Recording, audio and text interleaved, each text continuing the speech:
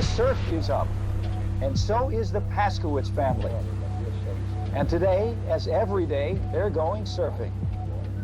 This is their base camp in the shadow of the nuclear power station just south of San Clemente. Dorian Paskowitz is a 58-year-old doctor. He's a graduate of Stanford Medical School who one day decided to give it all up, close his practice, and spend the rest of his life traveling with his family in a tiny camper from one wave to another.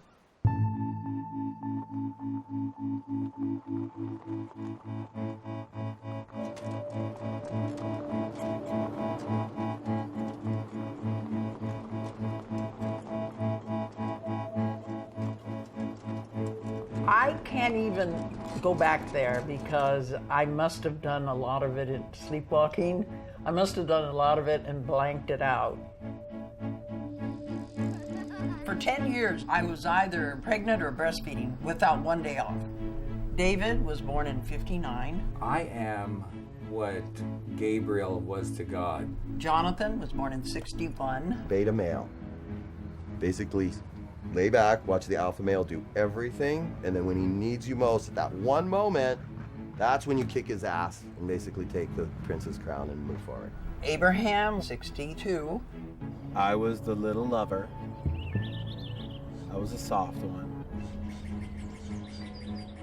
Izzy, 63. See, we are savages. Moses was born in '64. At Kapilani Hospital by Dr. Nishijima at 2:38 p.m. on September 26th, the year of our Lord, 1964. Adam, 66. My dad trained me to be one of two things, either a surfer or three, a bum or a rock star. Salvador, 67. I would say that my role was probably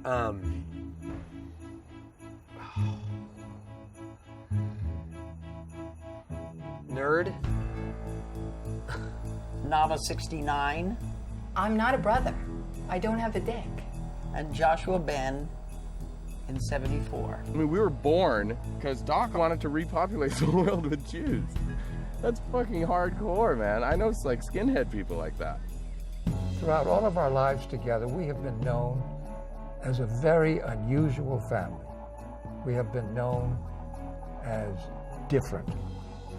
And it's the greatest dishonor, and it's the most uncomplimentary thing you can say about me. Because in reality, we were the most conventional of people.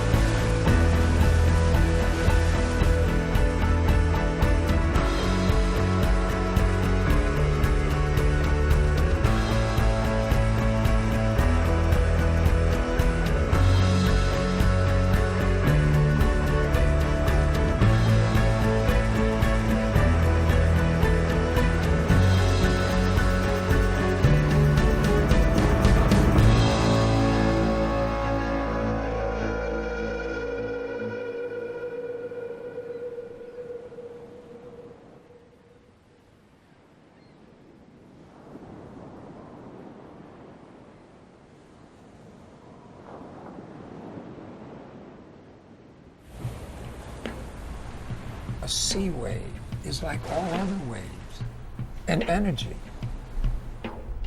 From an energy source, the stars. The sun bakes down and makes this hot and that cold.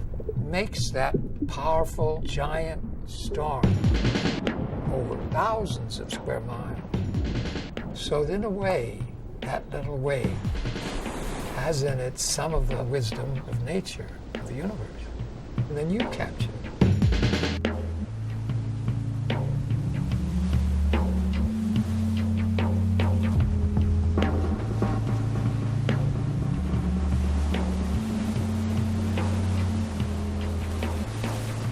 I think Dorian is the ultimate surfer.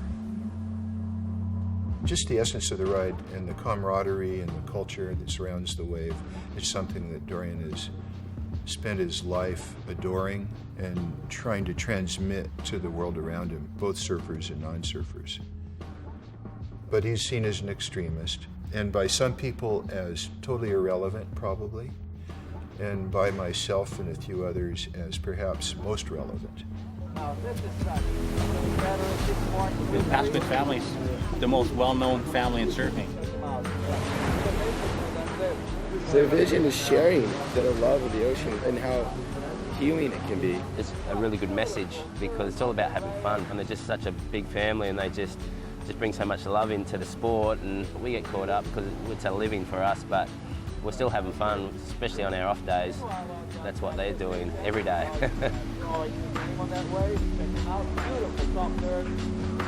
Down the escalator, and one more turn.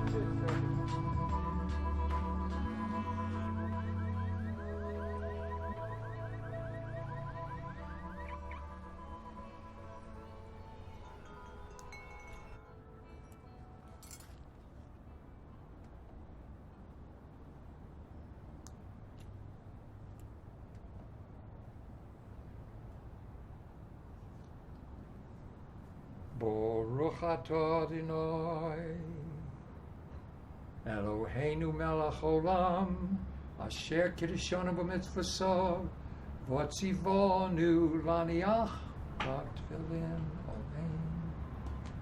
Good morning, Mommy and Baby. God bless you and keep you. Mommy and Baby, help me be alert that I may be of service. Well, my dear friends, that's, for better or worse, what I do. Now, the prayers are not correct. I don't even have the faintest idea who God is. I don't think anybody else does. To me, God is a square peg in a square hole. And that's what I want to be.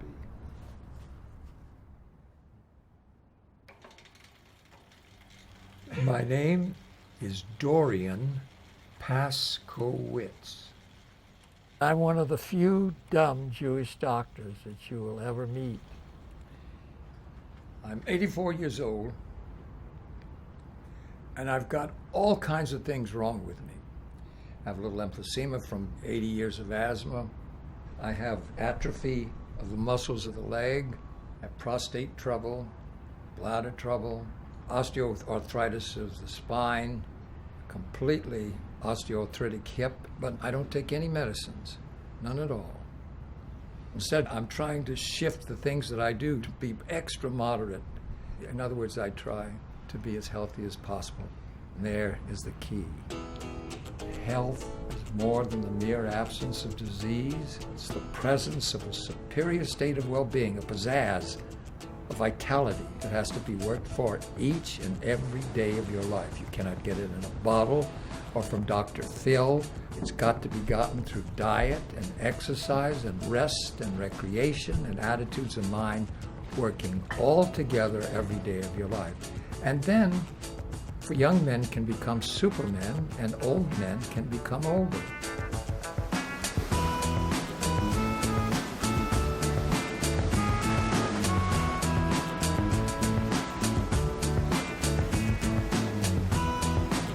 All I did as a child was surf. My father didn't care when I went to school. I didn't care if I went to school. My mother couldn't catch me when I wasn't going to school. So I graduated high school with a D average. Dorian is crazy, okay? I say that lovingly. It's extreme, very extreme. And yeah, he's been a rebel in the family, and the family has not known how to handle him. He developed a certain attitude, a certain philosophy, and everything he did involved that philosophy. I was born on March 3rd, 1921, in the little island city of Galveston, Texas. I moved to San Diego when I was 13 years old, 1934.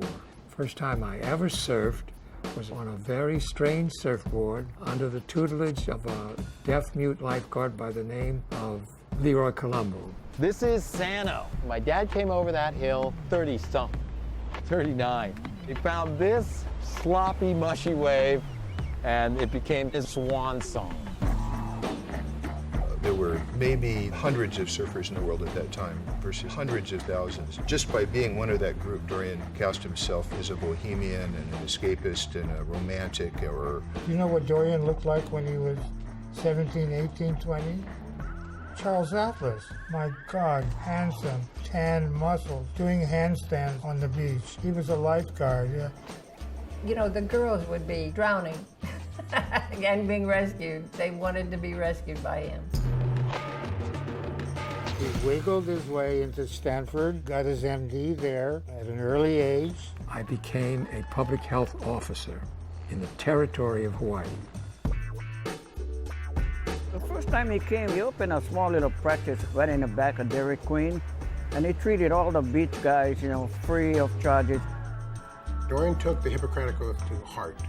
I will never enrich myself with the lives of sick people. He was just another beach boy, like the rest of us. A lot of the guys down there, they're poor, but Doc just struggled. He used to surf the big waves with us every place we go.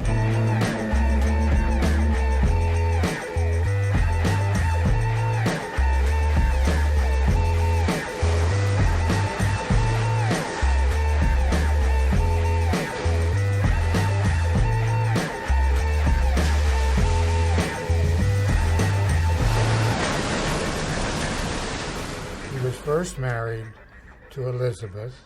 They had a lot of trouble, parenthesis, sexually. We were all in a group of surfers together, which we hung out like Wally and Georgie and Woody. And there was a Japanese boy, and I didn't know he was fucking my wife. Then he married another girl, half Jewish, and she was very traditional. So Dorian got an office and got a building. And he got to be well known, and that guy got to be the president of the American Medical Association in Hawaii. White jacket, white pants, nice tie. He was very successful. Dorian was part of the brain trust of America. They'll try to get the smartest people on earth to work for the United States government. He was a Stanford doctor, you know, cum laude. He was asked to run for the governorship of the islands of Hawaii. He was a real winner. It was the lowest point of my life.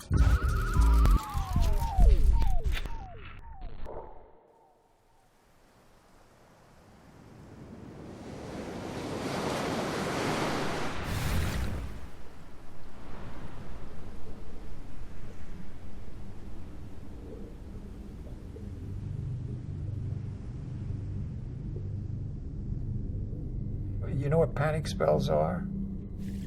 They're the most god-awful thing in the world. You think you're going to die, and yet you don't. And you hope that you'll die so that you'll be free of it, and you don't. I was horrified when I laid my head down in a pillow at night. Paskowitz, you're a fucking fraud. You're going to live the rest of your life like this? You're a fake. All this shit is nothing. You don't even surf anymore. You know, the thing was, Dorian was not taken seriously by a lot of his contemporaries. Dorian was divorced from most of the realities that they worshipped, which was accumulating wealth and storing acorns, and Dorian had a lot of trouble acting in a conventional manner. He wasn't interested in being a big shot. He was interested in doing his thing and helping us all. So when doctors saw this quality where he was empathetic, they were telling him, you're in the wrong place. You're a beach bum. Get out of this thing. I had lost my second wife. I had watched my two beautiful little girls walk away from me. And I said to myself, God Almighty, where am I? So in 1956, after years of insomnia, after years of anxiety, I embarked upon an odyssey to find my answer to who I was, what I wanted to do in life, and setting out a plan to do it. Surfing recreates you. I have gone into the water literally ready to blow my brains out and and come back out of the water a warrior.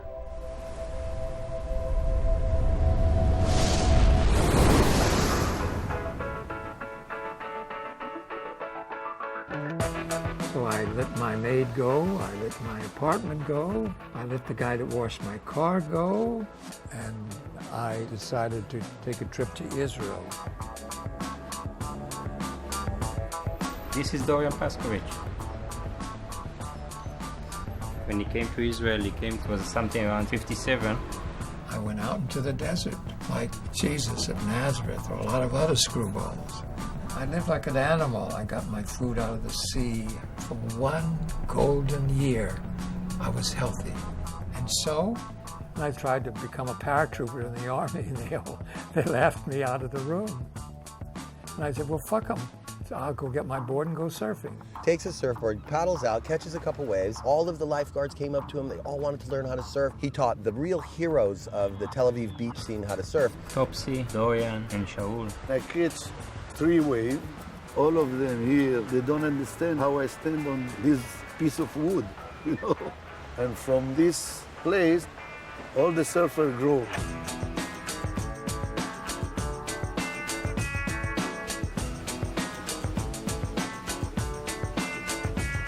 I was getting better because I was surfing more. And then I met a Jewish girl named Ellen. We kind of got together, and she taught me to eat pussy. And that changed my life a great deal. My life as a husband had been very poor, and I really felt that my lack of knowledge of sex was the thing that had made it so. I decided to take a trip around the world making a study of the psychosexual development of women. He actually fucked 25 women and took notes. I thought I would try to fuck 100 women consecutively and give every girl the test. Everyone gets a score called a male deficit score.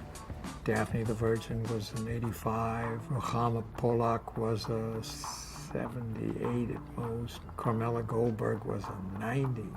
And that's where I found Juliet, and that was the end of the research. I was just appalled at the high score. My name is Juliet Paskowitz. I was born in Long Beach, California. My parents are from Mexico. First time I set eyes on Doc, he was the most unique person I had ever met. I knew I could not let him get away. I was gonna hog-tie him somehow. I was 26 years old, sitting at a bar with a friend of mine, a girlfriend. Dorian walked into the bar. He walked up to our table, and he stood there, and he started asking me these questions, and then all of a sudden he looks at me and he goes, you know what? You may be the mother of my 7 sons. And I said, well, my mom had 9. And everything disappeared in that room except one another. We were just so enthralled. We moved into his Studebaker, our first apartment. He fixed it up. He put a bed in the back, a piece of plywood on the roof, and all our supplies, a surfboard, and we headed for Mexico. And I said to myself, I don't care about being a great doctor or a rich person or a celebrity or anything else. I just want to be a good husband and a good father, thus a good man. One evening, we were parked by Bahia San Carlos. He said to me, tomorrow morning we're getting married. I actually started to cry. I was so happy. And by then I was pregnant.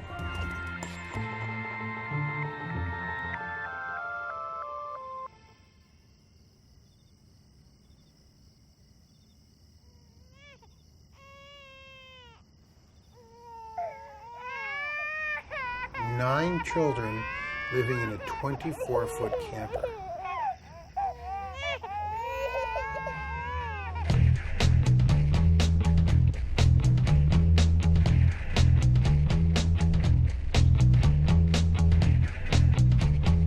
From the age of 23 prior, I don't have any records. Everything was destroyed kind of in the fray. These are some of the pictures of the family that I've saved. My dad was beaten down so hard by his previous life of trying to be a real doctor, a real person, that he really decided that the world outside of the core family was basically something to be very, very careful of, kind of in an Amish sort of way. Dorian raised his children to be like wolves, because you could adapt anywhere you put him. And that's, I don't know if a wolf can do that, but I know the Paskowitz family could. He wanted us to be unchained to a mortgage, to a bank, car payment, whatever, and just a moment's notice, just get in and go and leave it all behind. The next adventure is on its way. Would wake up one morning and would be in Pensacola. Wake up another morning would be in Corpus Christi. Wake up in another morning would be in San Onofre. Sometime we'd be driving north, and then Dorian would say, I don't know, this doesn't feel right. He'd turn the car around and start driving south, and he'd say, there, that's it. We should be going south. San Francisco, Baja, Florida, Venezuela, New Mexico, Alabama, El Paso, Maine, Virginia, Malibu, South Dakota. We just go spur of the moment, go wherever. So one day I'm laying in bed and I hear this squeak, squeak, and I look out the window and here comes this god-awful hunk of metal. And they come up to the driveway. And then the door would fly open and here they all come. Here they come. And then a bunch of like half-breeds, naked and wild maniac hairdos, And need a shower and food and stuff like that. we were all so close. I mean, I guess that's why we always went somewhere where my dad could just open the door and let us just like scatter. Open the camper door, go out, do your thing, lunches at noon. If you went into the Paskowitz motorhome, Juliet was always sweeping sand, sand, sand, but she always had beautiful fresh flowers in a vase, and she always had opera music on. Always. Juliet had the most magnificent contralto voice I had ever heard it. And every single day she wove music into the fabric of our lives. And as we traveled, we taught them about other cultures, the way other people live, different foods. And we would read for hours, just quietly reading. I wasn't some kind of avant-garde, radical, intellectual. I just wanted my kids around me, surfing with me, and education be damned.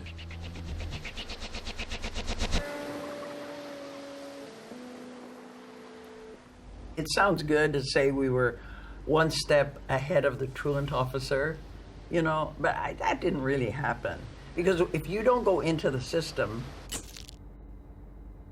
they don't even know you exist. The kind of things that your parents would have said, you can go to school because it's safe, but don't go swimming with sharks because it's dangerous. Our parents said, well, you can go swimming with sharks, but you're not fucking going to school because that shit's dangerous. They do go to school. They go to a school which I consider to be enormously more demanding than the public school system of any country that we've been in. One thing is, I demand that they serve with grace, with charm, with kindness, with compassion, and that they be good at it. Well, I mean, they won every contest. First, second, third, fourth would be a Paskowitz. Maybe a tube steak would get in there fifth, if they were lucky. Actually, a tube steak would win if the Paskowitz were in Dakota. My first wave at Tourmaline Canyon, I was 6 years old. I was born in '63, so it was the fucking summer of '69, man. My dad took me on his 10-foot board, and I was in the front there, and we turned around, we caught one wave, and I felt like we were going 1,000,000 miles an hour, and I'm holding on the rails as hard as I can, and we go in, jump off the board, and just run in, and it felt like such a huge accomplishment. Going out in the water, it revitalizes you. It just cleanses you. It still makes you feel very grounded and very just native to the earth. Growing up, our baths were in the ocean. So when I'm away from it too long, my gills dry out. I gotta get water in me. I gotta get myself back in the water.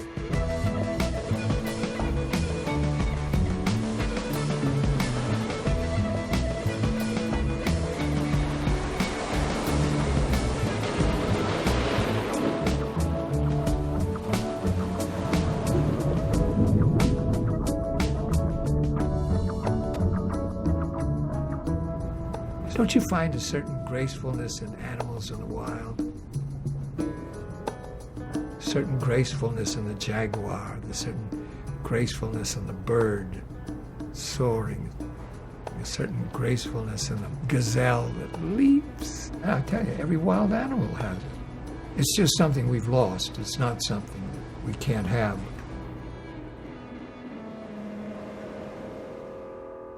When my wife had my first baby, I said, look, I don't want any gorilla to do anything with its baby that you don't do with my baby. If a gorilla feeds its baby for 2 years, I want you to feed my baby at the breast for 2 years. I don't want to be upstaged by any gorilla or any chimpanzee or any newt or any gecko or any squirrel. It's a heavy, heavy concept. It's also heavy to watch a guy watch a baboon eat an apple but not eat the skin and then mimic it for the rest of his life, like Dorian would. You know, one day in a zoo he saw that, and then he noticed it another time in the San Diego Zoo. The gorillas don't eat the skin of the apple either. God damn it, we gotta stop eating that apple skin, you know? The law was laid. When a person takes care of themselves in the manner in which other animals take care of themselves, you achieve a state of superior well-being called health. You know, when we were growing up, honey was like a luxury. We couldn't have refined sugar, we couldn't have white bread, and we would eat pretty much the same thing every morning, which is that gruel, which is a very heavy-duty 7-grain cereal. It's like it has a mixture of different berries and... You know, birdseeds and branches and shit, you know? That's what he fed us for breakfast, and that's all we knew, because you were in a controlled environment.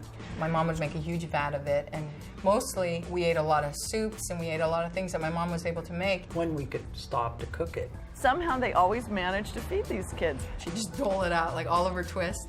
And then on occasion, when we were rolling, we'd have a scrambled egg. Wherever there was a place you could fish, we did fish. And I mean, a fish that big was a keeper.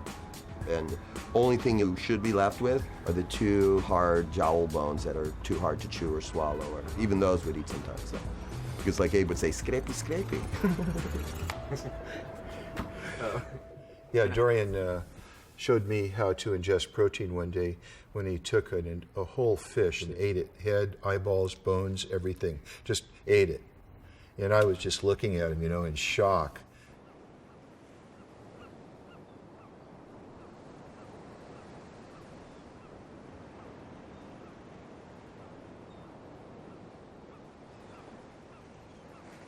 I do what's called extreme surfboard fishing. Basically what we do is free bait, whatever we have, and then we hook up with stuff, big stuff, and then we drop the anchor and we let him pull us around. Look, here's the last of my live bait. Eat him! Adam thinks if a great white comes at him, that would be the most exciting thing that could happen. Oh, it'd scare the heck out of me. Yeah. I go about 1.5 miles or 2 miles out, and it's just such a different world, and there's nobody out there but me, and it's sort of like the one thing that I could do left in my life that's just me against myself, or me against my fear, or whatever it is. So here I go. My dad used to get a book called Option, and the book was about yay thick, and it was just a list of doctors that they needed around the world or around the United States. So he'd take the worst jobs from this book that nobody else wanted, and there'd be like a little listing when the last time they had a doctor, and it might be years. That's the one he'd take. Doc really hates money. He believes that it is the root of all evil. One of his aunties left him, I think, something like 40 grand.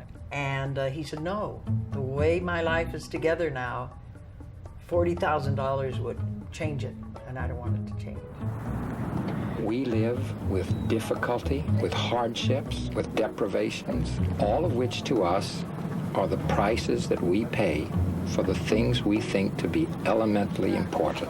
When we begin to take more than we actually need, I tell my kids we take from somebody else. In some little teeny town in Louisiana, we pulled over into the state park, and he says, guys, there it is. We're down to our last dime. And it was the fucking dime, and he was excited because he knew that that dime represented another challenge for him and his family. And we picked up that dime and went forward. because we were so effing poor that there was never any money for presents or anything like that. So at one point, Doc gave his children the sea, so to speak. You know, it was like a birthday deal. We would take the kid out into the ocean and he'd be like, son, I give you the sea. And like, every kid was undoubtedly disappointed, you know what I mean? Because there were times where, for sure, we could not have dressed everybody all at once together at once. But there were times where, like, one guy could have a bitchin' outfit. And you really have to think about that. That was heavy, dude. I mean, honestly, I don't remember having girls' underwear. My mom would argue with me, but she's blocked a lot out. And when you were standing around, you know, 11, 12, 13, 14-year-old kids all lined up, and, you know, at 6.5%, 7% body fat, it looks like either it's a xylophone contest or something, or people are wrong there. They're wrong. Why aren't those kids fattened up? Why aren't these kids in school? What's the matter with you? How do you do this to these children? Why aren't you working to support these kids? You know, what kind of parents are you? They were so crowded that they could never even take a toy, an extra anything. I felt he was very self-serving in what he wanted. My theory is you don't get educated at Stanford. What you get at Stanford is knowledge. But education means wisdom. Wisdom you get from experience, living, people that you meet in a everyday kind of life. And that is what my children had a lot of. My memory of being with them was always this incredible sense of life and love and sharing and family. It's like being at summer camp. I've never met a kid that, when we were kids anyway, who didn't think, God, what I would have give to have your lifestyle, you know, because it just seemed like we were constantly on vacation. I mean, there was never like sit and do geometry. We were always doing something exciting.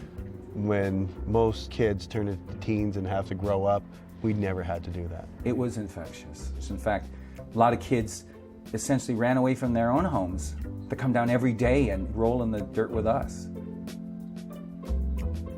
And people that living in big, beautiful, rich homes would get in their, you know, brand new Subarus, drive down to the beach and, you know, roll with me. I need love. They saw their escape route. They're like, I know I can tap into this. They don't own this. I can still keep my job. I can still send the alimony to my ex-wife, and everything's gonna be cool, but I'm gonna tap into whatever these Paskowitz are doing because I want that. You can't. There's no halfway. We were at Paskowitz Power. All of us together can move mountains, Doc said. And that was kind of his mantra. There's no one stronger than the whole. If someone got stuck in the sand, all of Paskowitz Power, come on. And you get 11 people together, and you push a car out of the sand. Everyone's trying to get that spiritual moment of perfection. We had it, we lived it. We were not attached to the physical world at all.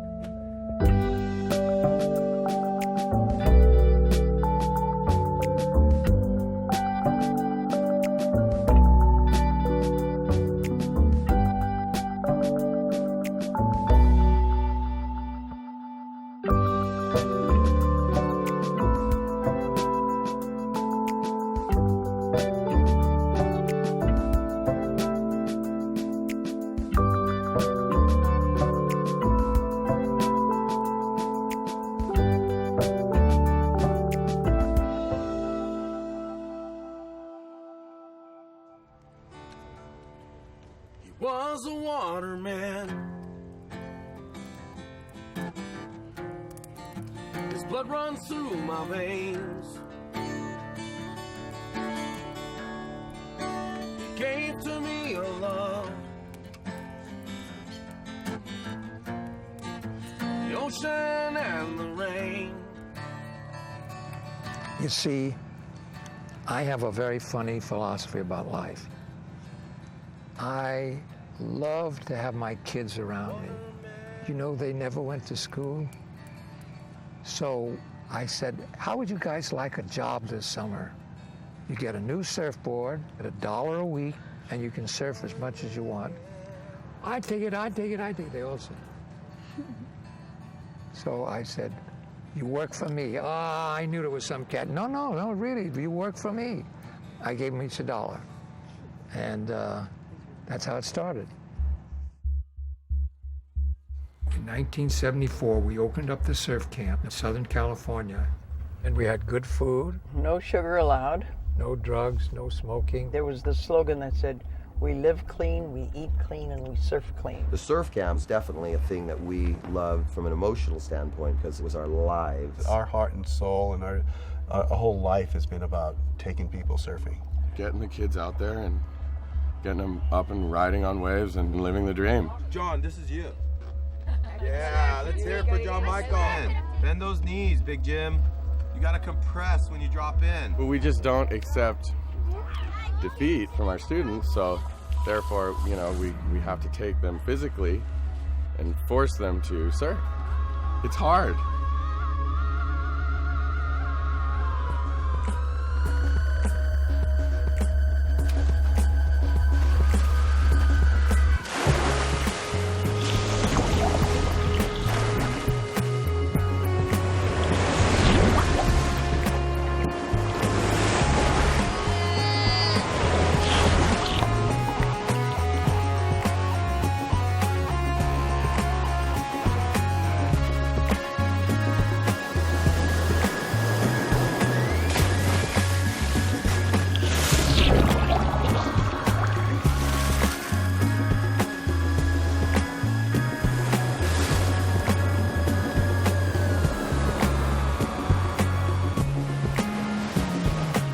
The miracle can happen on any size wave. We've seen guys on soft tops we've taught to surf. Just look at the rail at Rebel. And that's the same look I see on Kelly Slater's face when he goes, wham! The intensity of the experience is the same. Only he's shrouded. Only he's the best surfer in the world. Times 7 to the 12th power. Times 7 to the...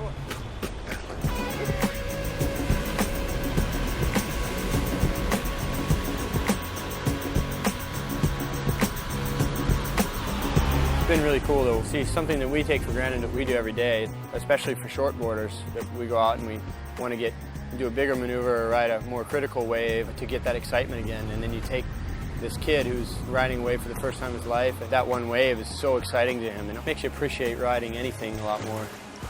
Jackson, qualifying for the last wave. Yeah, look at that backside attack.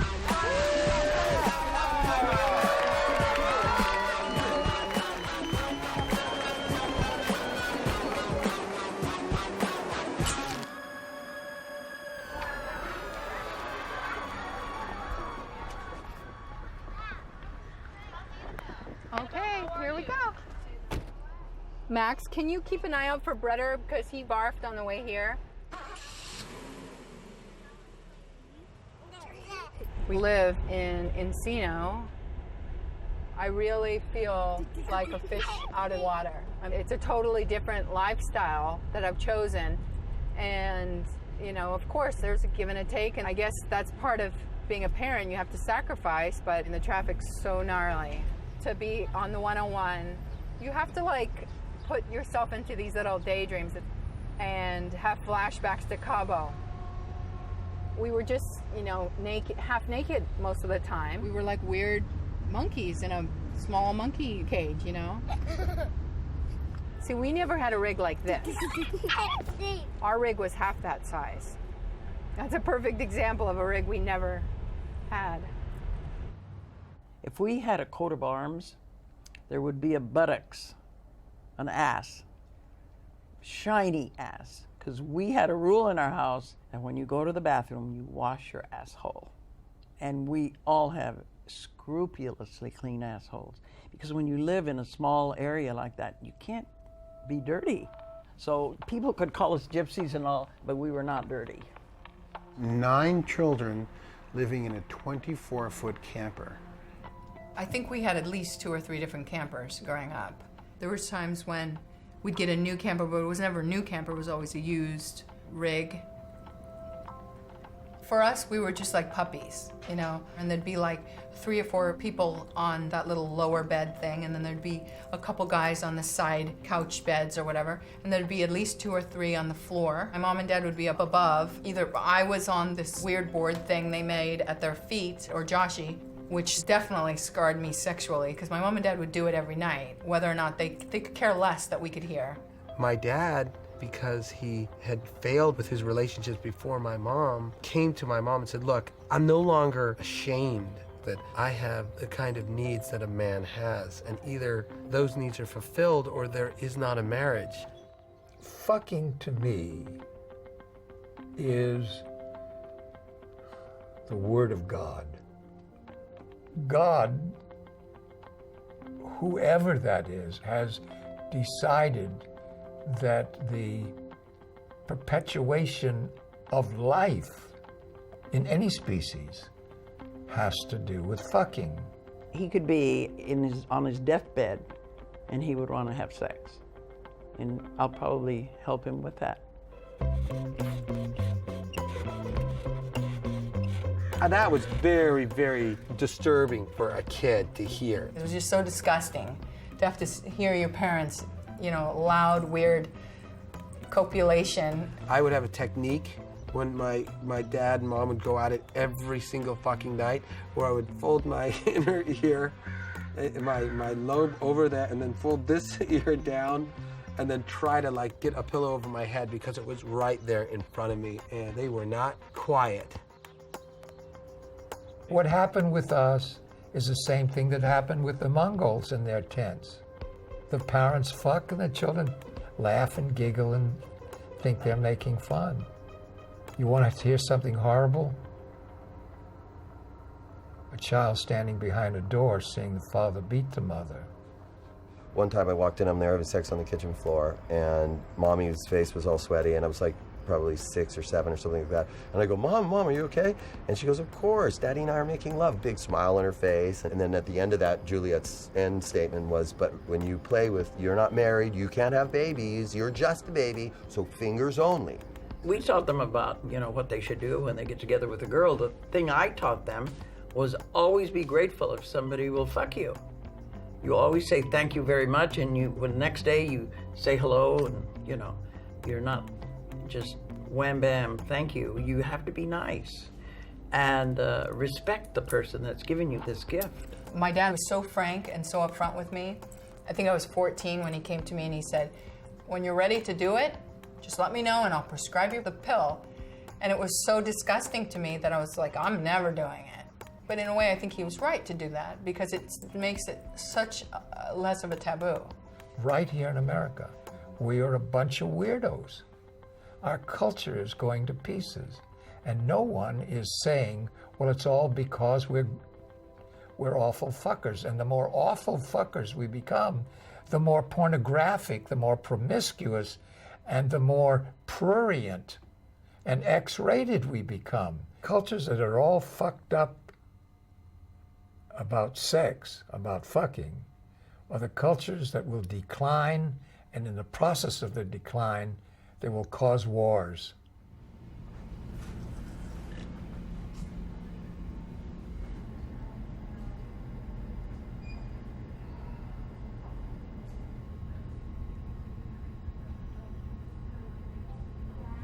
This is the picture that I wanted you to see. This picture changed my life. I mean, it's not only a woman who can't help herself, who can't help herself for being Jewish, who can't help herself for having a baby, who can't help herself for clutching her baby to her chest and knowing that this guy's gonna shoot her and her baby. This man shot this woman and her child at a time when I was at the top of my powers. I was as strong as an ox. My powers as a Jew, my powers as a lifeguard, my powers as a scholar. I was absolutely invincible then. And I did things that I was very proud of. But I didn't do one goddamn thing to help this woman.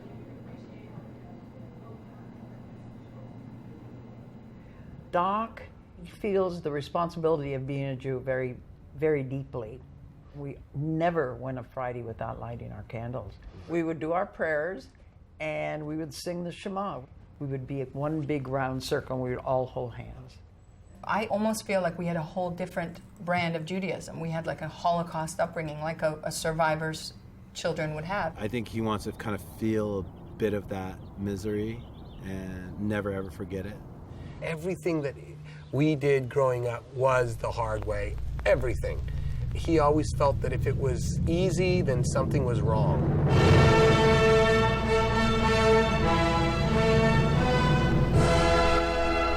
He used to play for us Chairman Mao's wake-up song to the nation every single morning in a little teeny 45 disc. Watch Mao. All right, everyone together, toast together on something. And, you know, he wanted that so badly. To other people, it looked like a very permissive, here they are, all jammed in this motor home, and it looked one way, but it was really a tight ship. He's a very strict, loving dad. We had to put on a good show for everybody. Whenever we did an interview for somebody, we had to stand in line, facing a certain way, you know, eat healthy, live clean, surf clean.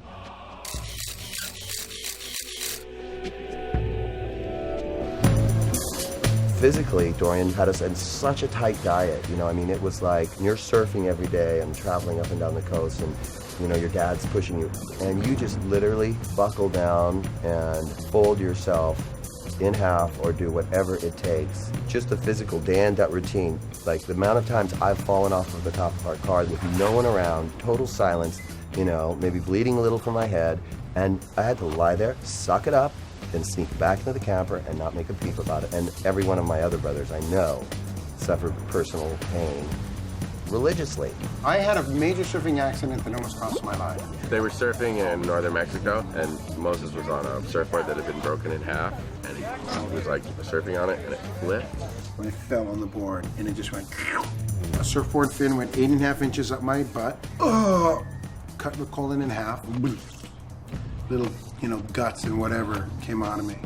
Dorian took the camper and everything in it and threw all the tents. Go, go, go. Put them together, put them together. We're 181 kilometers into Mexico. I was dying. You know, I had 105-degree temperature. I've been internal bleeding for 90 minutes. Basically, it took me out of mobility for a year. I swore I'd never surf again, ever. And then when I shit for the first time, 9 months later, we had a big party. I shit in front of like 50 people at San Onofre.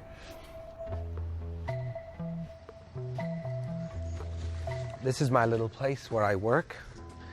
Cosmos by Carl Sagan. That taught me pretty much everything that there was to learn about the world and history. And my dad bought me a little Commodore VIC-20, which was one of the first home computing machines. But the trouble was, is it connected to the TV. And on the rare times that we would plug into electricity, and all the brothers said, well, there's no fucking way you're using the TV to program. We're watching TV, you know, for the first time in 4 months or something. When you have no sense of boundaries with your brothers and your sister, it made some brothers cope better with what they had to cope with by teasing. It was so competitive. David, Jonathan, and Israel, almost in the same division, growing up and absolutely at each other's throats. All they wanted to do was compete. Like crabs in a bucket that see the other brother's success as their failure, no matter what. And it was just a lot of physical torture and a lot of just, that was hard. 9 children living in a 24-foot camper. I think the worst thing to me personally was seeing my mom go from camper to worse and worse living situation. She was so beat up from having children. She was so just torn to pieces. When you have so many members of your family living, breathing, shitting, eating together in such a tight quarters, you have these flare-ups. There's so many positive ions between these male, you know, hormones. So I found my little niche in the camper of just kind of running away to my dream world of books and drawings and stuff.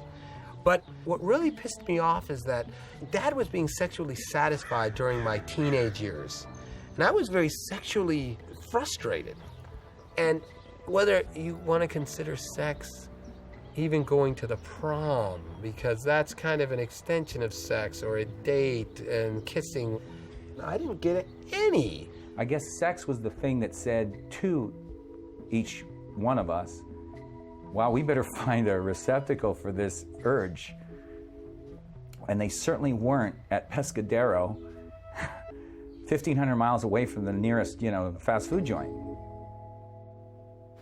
Things are changing for the Paskowitzes. 4 of the boys are now good enough to take on the best in the surfing world. They've turned professional and are getting offers of sponsorship from the manufacturers of surfboards, wetsuits, and the like. But how long can Dorian Paskowitz keep his little band of nonconformists together once they've tasted material comforts?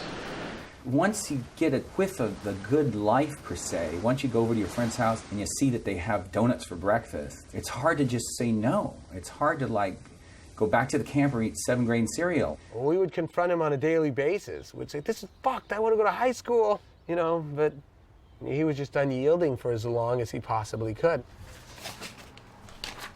I adore this picture. I mean, look at that. We're all together in the water, like a family, even my mom. But I must say that Jonathan and Salvador are actually bleeding from being coerced out into the water. You mean like from standing at coral or something? No, from being beaten. He's a dictator. Yeah, he was Fidel. His method of punishment sometimes I felt was extreme. He was so adamant, so controlling. It absolutely killed him when he lost those controls. He was young and full of life, and he had a heavy temper. He one time broke all the furniture in a fit of anger. I used to cry a lot when we were young. I loved supporting the Reich. Dad said, let's do this, and I was on it. And the troops fell in line, or else I would have come and slay the rebellion. Stand in line, do the calisthenics, make sure you're zipped up right. I don't want to wear this wetsuit. You'll wear this wetsuit or else. That was poor David, and he thought that he was doing right by expressing Dorian's will at all times. And meanwhile, everyone just kind of wanted to, oh, Dad's gone, let's raise some hell and do some bad. I wasn't really fighting for Dorian. I was fighting for the concept that he locked into. Once he got this thing up and running, it was so bitchin', I didn't want it to ever go away. I wanted to almost say, let's not blow this. This is a great thing. See, David was a captain, but he didn't have any co-captains or lieutenants. And Dorian added to that intensity by making him understand that everything that happened with the brothers was his responsibility.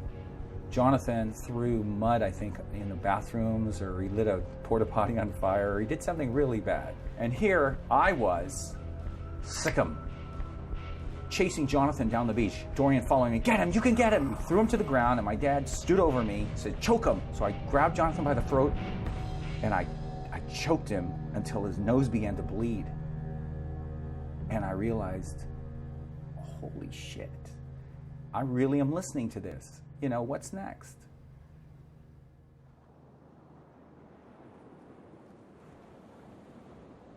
I feel horribly guilty for playing that role. And I think we would be a family right now if there wasn't such a militant hand on the whole thing.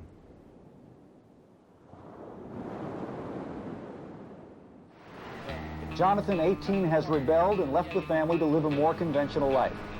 I'm more like the average person now. I'm more like the average 19-year-old Californian male. My brothers, on the other hand, are more like brainwashed, in good shape, but not totally educated Californian male. I left home at 23. He went ballistic. How dare you do this to your mother and I? We can't do this without you. We're gonna all die out there. And I'm like, Dad, I'm 23 years old. David came here, and Adam came here, and they wanted to sing, and they wanted a job. So we went out to secondhand places. I got them dressed, all thrift store clothes that she went and bought me because I had bathing suits and t-shirts. And I was a Johnny Mathis impersonator. That was my first gig. And I didn't realize that we were doing all of these gay bars. The photographer came up with this pose. Yeah, it was really cool. I was hanging out. I was 21. I was making $300-400 a night in tips. I saved money. I bought a car. They call me GQ Abe, where I wore my Polo cologne and my Carrera sunglasses. Everybody ran out and tried to get out of the family, tried to create a life in society, and just went their own separate ways.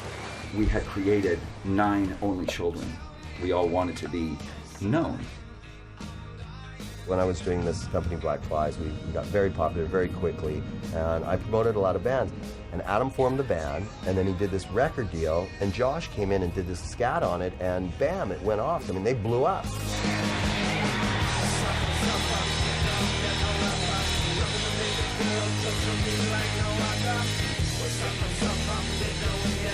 Most of my brothers went through a period where they just went crazy.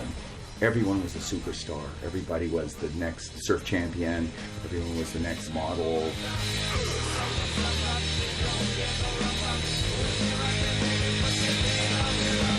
Jonathan, give us the Paskowitz family update. Well, David is a musician. He's got a couple of bands, Goldfish and Johnny Monster and the Nightmares. I'm working on projects with Israel and Abraham. Abraham is primarily our salesman.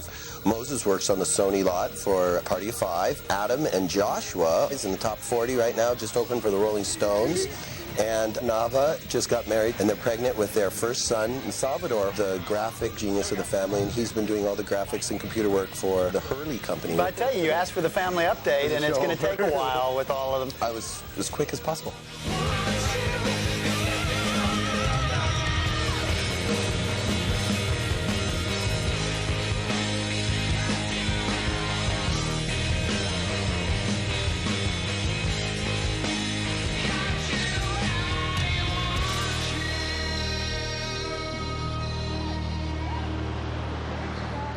I have never suffered in any time in my life from failure, but I have always been very wary of success.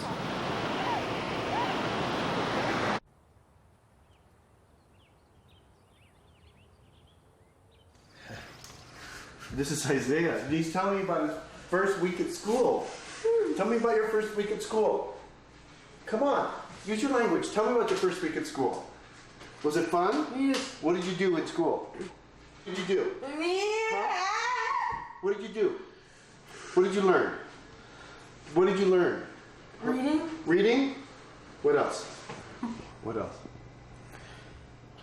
Social science. Social science? Take a break. And then you take a break, and what else you do?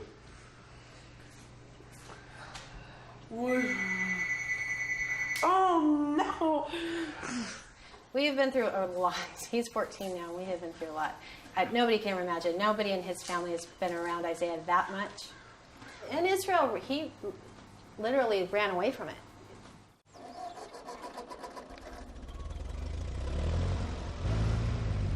After I got out of the camper, my whole life was like a dream come true. I married the most beautiful girl in town, and had a successful professional surfing career and endorsements by Nike and Hang 10 and all these great companies.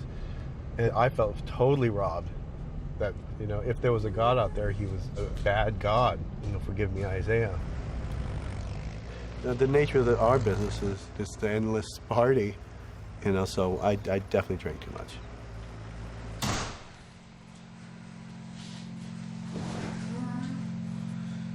At some point or another in time, Abe, everybody's pretty much thrown their hand in this thing, right? Back from the beginning. Yeah, well, Dorian started the camp, and then the evolution began with David, and then I took it over, and then Moses had it for a while, and now Izzy's running the camp, and I think he's doing a great job with it. Oh, shucks, Abe. Israel, as an ex-pro surfer with no school, no skills, married with kids, and now an autistic child, Dad said, look, Izzy needs our help. If any brother needed the surf camp as an occupation, Israel needed it. Israel was the only boy who had truly risked his life, his fortunes, his comfort, everything, in the interest of surfing. And I felt Israel deserved to own the camp.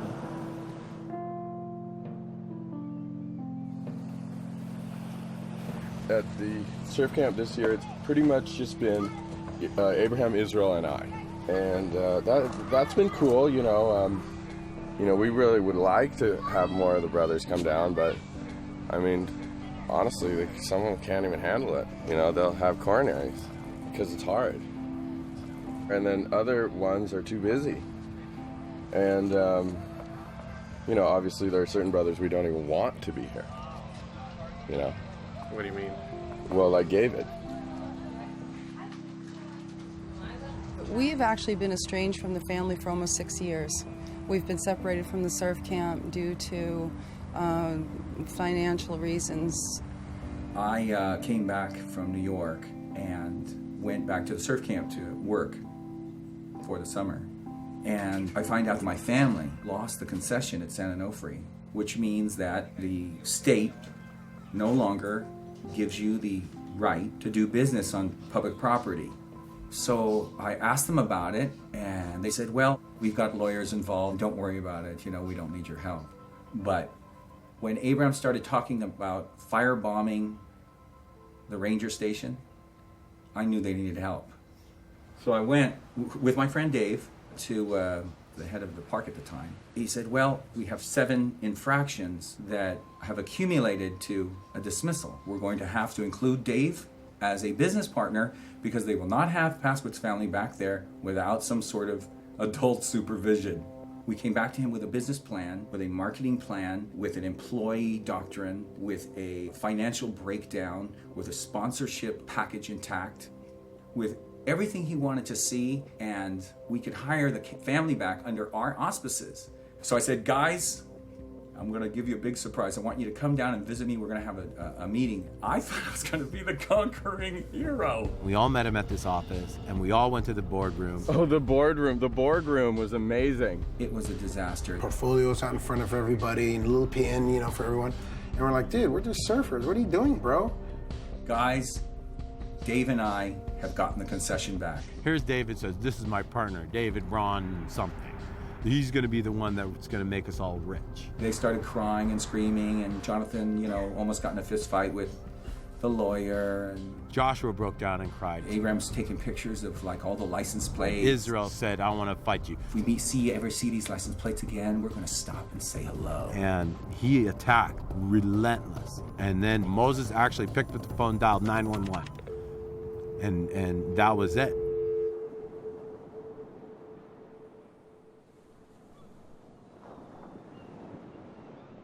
The Paskowitz family never made any money, and the only money that ever was made is surf camp. So everyone's like, oh my God, I want to do the camp, I want to do the camp, I want to do this and that. It's like gold fever. It freaks you out. And so when someone said, oh, wait a minute, David wants to take away our gold, no way. Everybody thought that, for instance, the camp was an argument over money. And it's not an argument over money. It's an argument over the ability to do the things that you want to do to survive and have a wonderful life. So does it all depend on money? Hell yeah, it depends on money. Because if you don't have the money, you can't buy the bread, you can't buy the bagel, you can't buy the bacon. If you don't have money, you don't have a lifestyle. You have a constant worry about money. And in some ways, Dad lived poorly financially and richly emotionally, but all of us suffered worrying about not having money.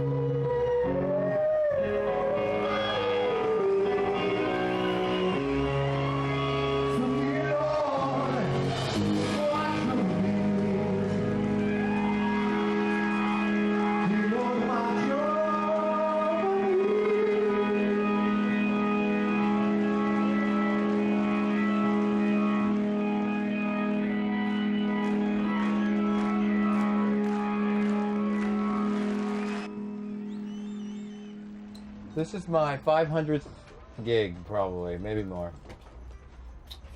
And they never get any different. You know, you always end up in a room with a bunch of stickers on it. You know, sometimes I feel like I should have just been a doctor like my dad. Of course, never going to school may have been a problem.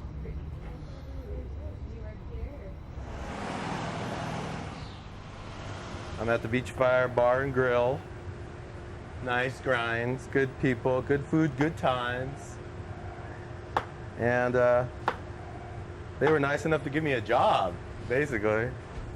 I love to cook. I was the first girl before Nava. I was the only one in my family that ever helped my mom out of all the megalomania brothers. But what really hurt me is the fact that I was so into medicine. And I wanted so bad to go to medical school. I wanted to go to Stanford. And when I was 18, I still had hopes that I could do that. So I started taking classes, you know, the GED, all this stuff, junior college, EMT courses, and first aid, life-saving. And then I talked to some counselors, and they said that it would be literally 10 years to catch up. By the time I qualified to go to a good 4-year college, I'd be 30 years old. It brought me to tears when I knew that I was so far behind, and that dream was gone. From that day, I said, I'll never be a doctor. You know, my dad always loves to show off the fact that he's a Stanford graduate, and it's like, what the heck kind of Stanford graduate, what the heck kind of Jew would say, I'm not sending my kids to school? I mean, I think that was completely unfair. If you were going to keep us in the camper for the rest of our lives, and that was okay. But you can't keep us uneducated and then send us off into the world and expect that there's not going to be some serious problems, you know? My dad always wanted us to understand that we were no different from the great apes, which was fine if we had stayed there, but we didn't stay there. We got married, you know, and our wives didn't want to be married to an animal. So, you know, it's hard to deal with modern life sometimes still. Next week? Same time next week? You got it. Bye. It's a struggle for all of the Paskowitz brothers and sisters to function in society that they weren't really prepared for. They were given this idea that you could live a life the way you wanted to, you could live where you could breathe, and all of that is all and wonderful, but there's a lot of other elements, I think, that affect daily living. The inability to hold on a job like a normal person would, you know, because just in the last 10 years, I created a $20 million company for one guy and ran a sportswear company and, you know, things like that, you know, where I should have been smarter. I should have had a contract with these guys. I should have, you know, got a piece of the pie or whatever it is. And because I'm a Paskowitz, I'm not smart enough in the ways of the wicked, as Dorian would say, you know, the society's ways. And so now as adults, to have a family, to have a bank account, to own a home, to make payments, and to consistently do that is a struggle.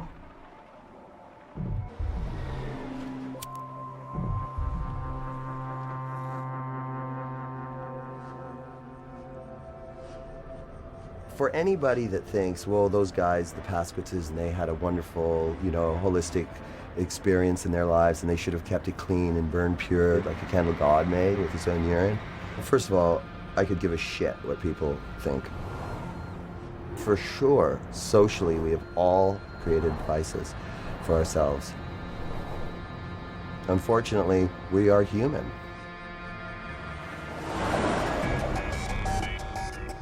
I have played every pit, every dump, every place of malcontent from here to freaking Czechoslovakia. This is a new dump. Oh, sorry. Can we not sit here? Not good? No.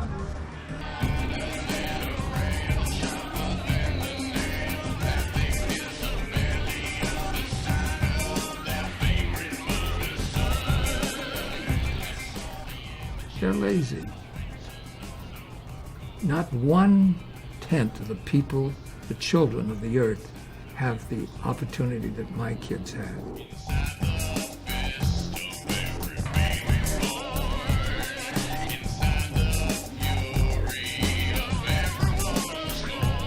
One of my sad disappointments is that my kids didn't find out for themselves the difference between education and knowledge. Listen, a lot of people go to school. A lot of people go to Stanford. A lot of people go to middle school and high school and college. Why aren't you out? Why aren't you out filming them? How come you come to a bunch of ignoramuses with a Mexican Indian and a dumb Jew? How come you filming us?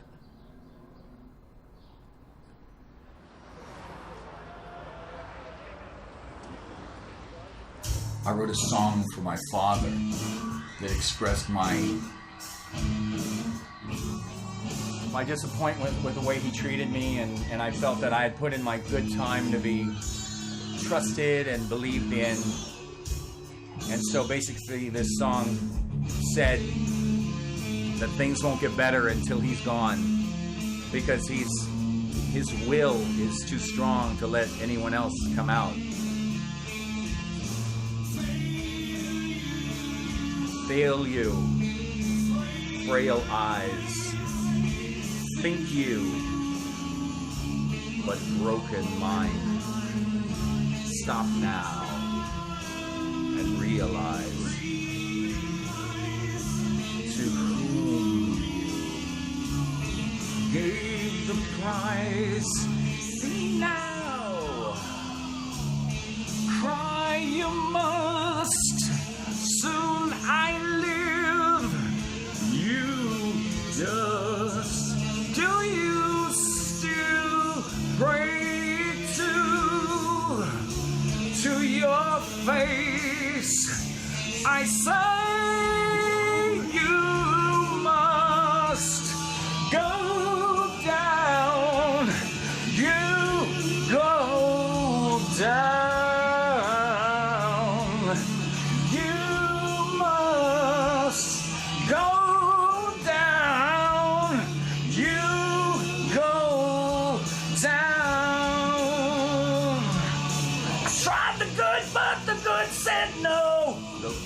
Another answer. Give me one more chance so I'll know what.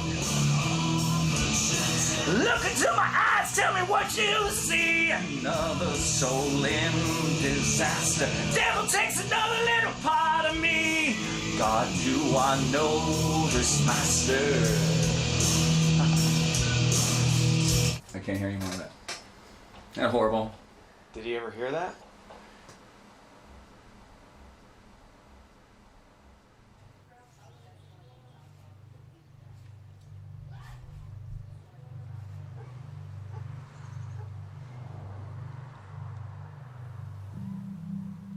We haven't joined the circle in over 10 years, and I doubt if it'll happen soon.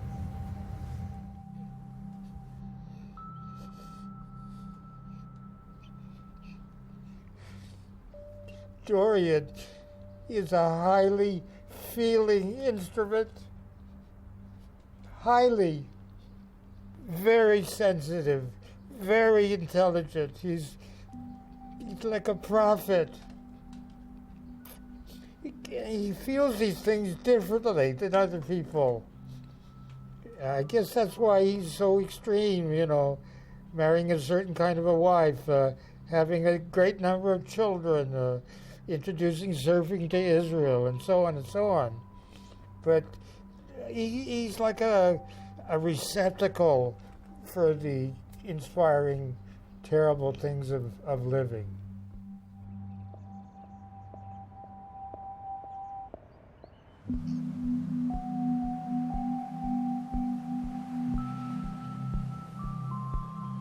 Many times in my life with my kids, I was far too serious, far too radical, far too tight-fisted.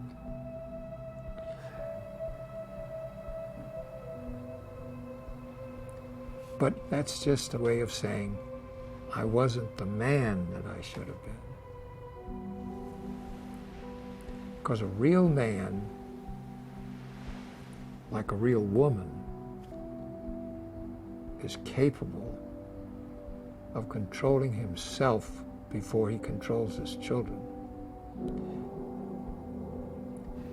Did I give them the actual tools that, in a way, invent opportunity?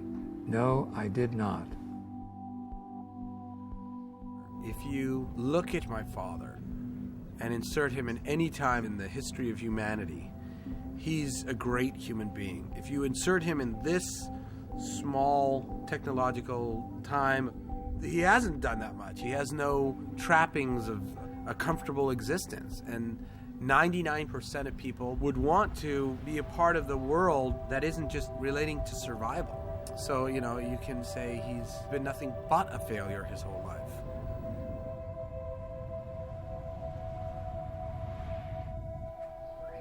We gave them love, togetherness, food, clothing, and shelter. We gave them diet, the exercise they had always having, the rest that they got, huddled together with one another. They slept like puppies. Their recreation was one another and the anticipation of a new day. And their attitudes of mind were maybe not great philosophies, but they were sensible attitudes. No, hey, I have to go. No. I have to go. אני צריך באמת? ללכת, אבל אתה יכול לעשות את זה יותר? אתה רוצה לעשות את זה יותר? You want to do this some more? Yeah. Will you take care of this? You take care of it? Yes, yeah. You take good care of it? Yes, yeah. Yeah? You don't hurt yourself? Yes. No hurt yourself, okay? Okay. You understand me? It's good, you. You be safe though, okay? All right? All right. Okay. Okay, thank you. You're welcome. You? For you. Yeah, come here. Be careful. Okay, Be careful. We'll see if he's careful.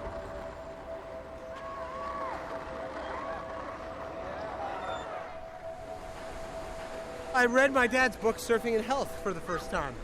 He said one thing in that book that made sense to me, which was the primitive man had to fight every day not to be hungry. And the modern man has to fight every day to be hungry. Because it's just as hard as it was for the primitive man to get the food, it's so easy for us to get it and die from it.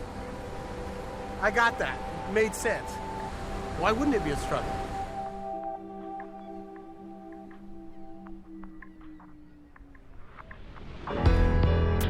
Every bone in my body wishes one day to get back to that level of health, not being the absence of illness, but a superior state of well-being, above and beyond simply being, but being everything a human being could be, so that the brain can be everything that it can be. Everyone can do it.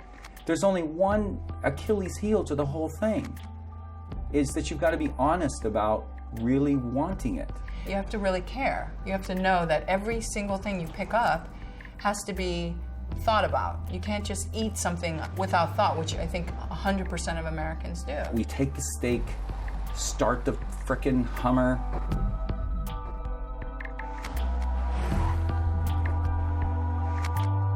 I think that was the thing that Dorian was really afraid of, is that we would turn into anti-humans. Where you give as least as you can to gain as much as you can in the shortest period of time. I think that the end of modern civilization is near. I think that that the current state of existence needs to come to a finality. I would hope with as least consequence as possible, but we all need to go hungry for a bunch of years. Because the world is too small in the context of the universe, and we are so self-contained that you can't jump here without making a noise there.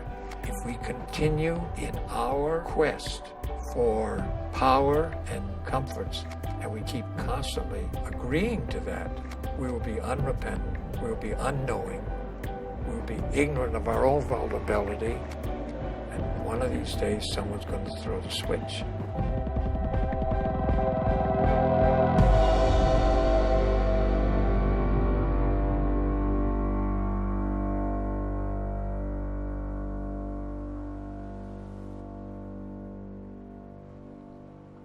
Today is a very special day. I don't know about Papa, but I was up at 4:04 thinking about it and anticipating meeting my sons at the airport.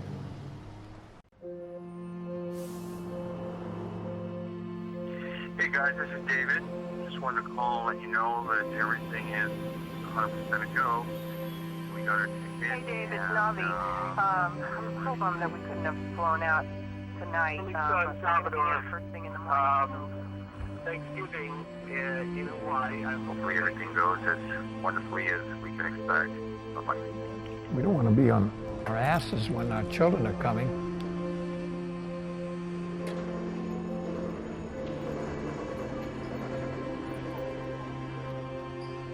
How are you, Auntie? Come on, my sons. Hi, how are you? No. Today!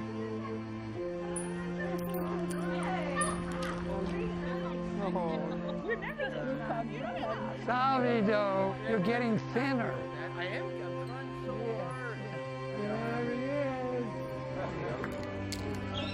hard. Don't fall over or anything yet. Oh my It's another handle on it. Careful with the head. Careful. Tomorrow, Mr. Tomorrow. Oh, Joshua. Joshua's full of muscles, Abraham. Oh, I know. And you're full of fat, Abraham.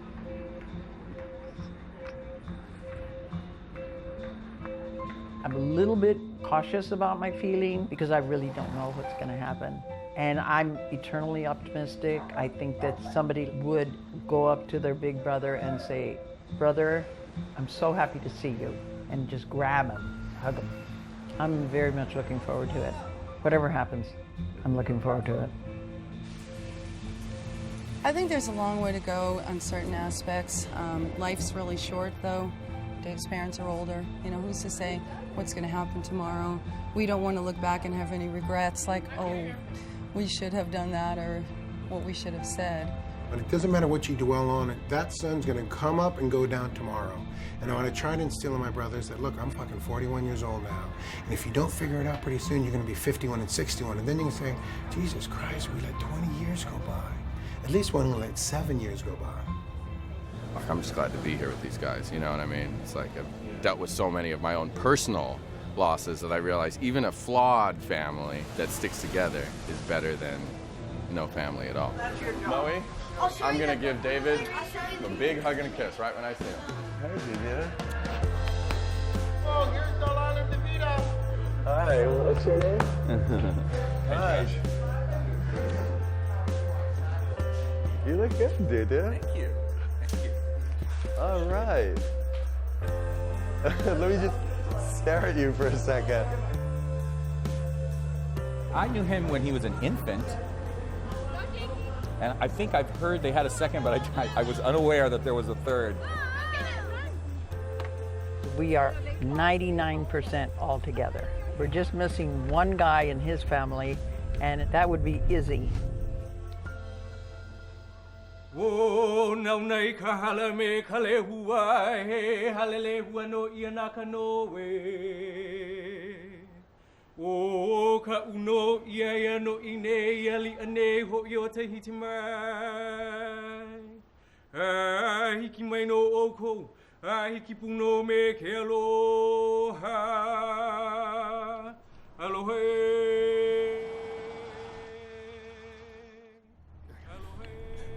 I just flew in, but I shouldn't be here. You know, I've got my autistic son home that's violent and hitting and biting, and you know, I shouldn't be here. But I am, out of respect for a very special person.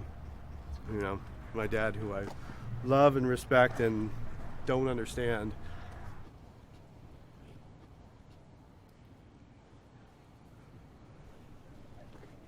Okay, how do I look? Good.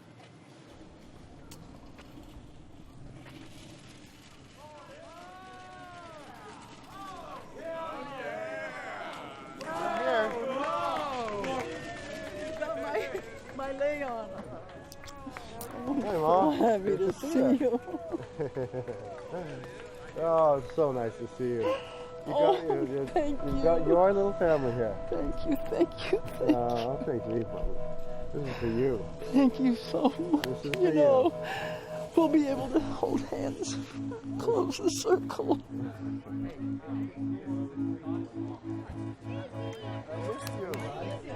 We actually we were outside the beach with you. Hug each other, for God's sake.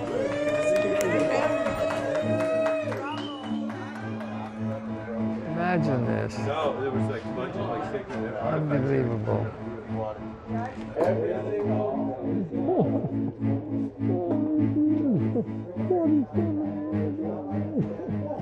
The good times outweighed the bad. You know, I mean, it was almost like a dream. When I lay down, I still think about all the things that almost killed us. But, and I would never, ever do this for my kids. Not in a million years. You couldn't give me $10 million. I understand so much more why my mom and dad made the choices they did. And I have such a normal Valley Jewish mom life now. And nobody would ever believe the experiences my brothers and I had together. I wouldn't change that for anything in the world. Never, never.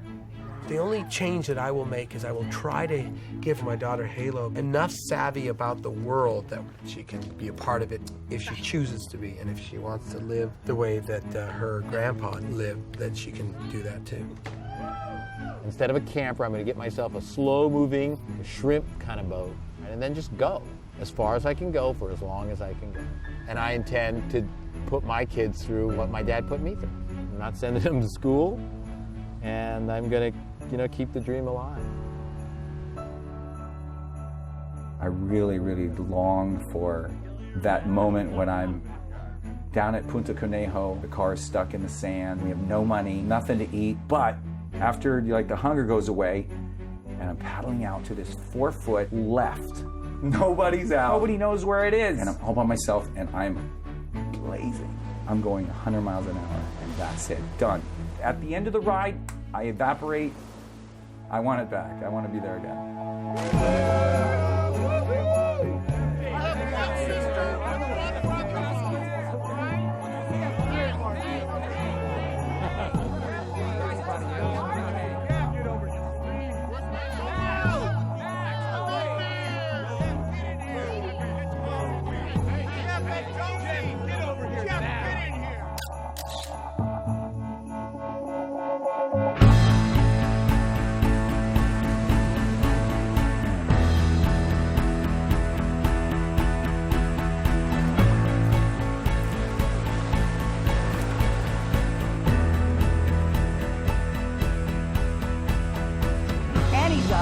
Turning, truly exploring Abraham, charging off the bottom. There's Izzy. Oh, God.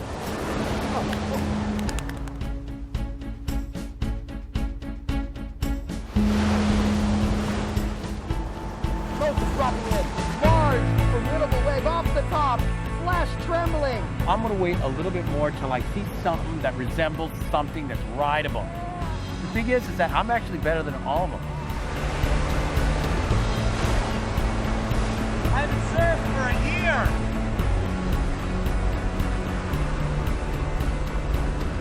Yay! Whoa! Tommy Swiffer! Woo! Oh yeah, he's not gonna let this one skip away from him.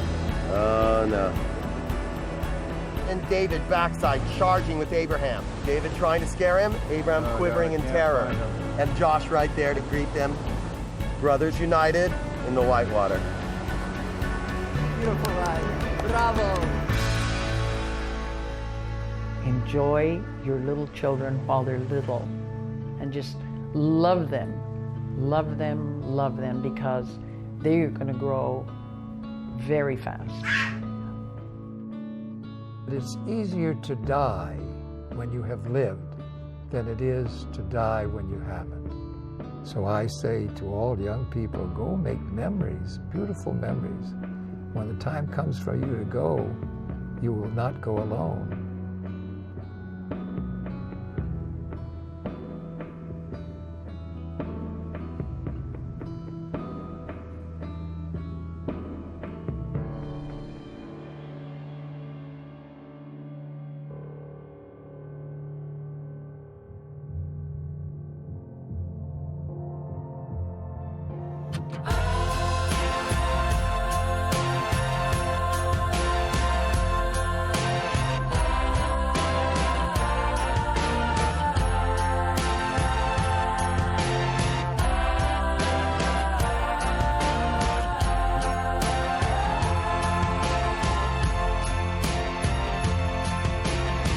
Darling, I had the best intentions, but I dug myself a hole with a modern invention.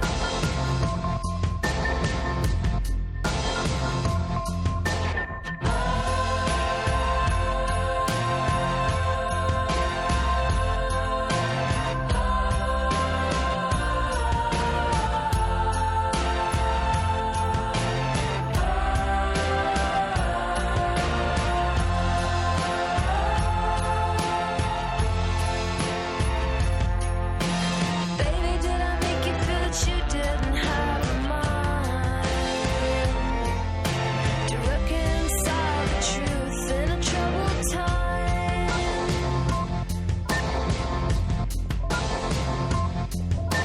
Skipping messages, gushing don't lie.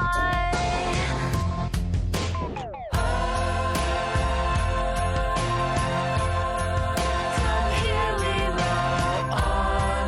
From here we roll on. From here we roll on. From here we roll on. From here we roll on. From here we roll on. From here we roll on.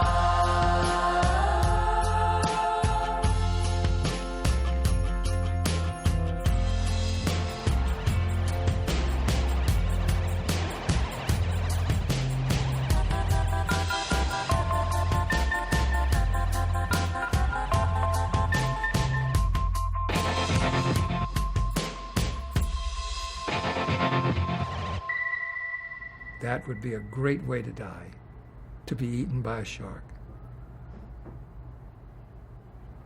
Yep. A big shark.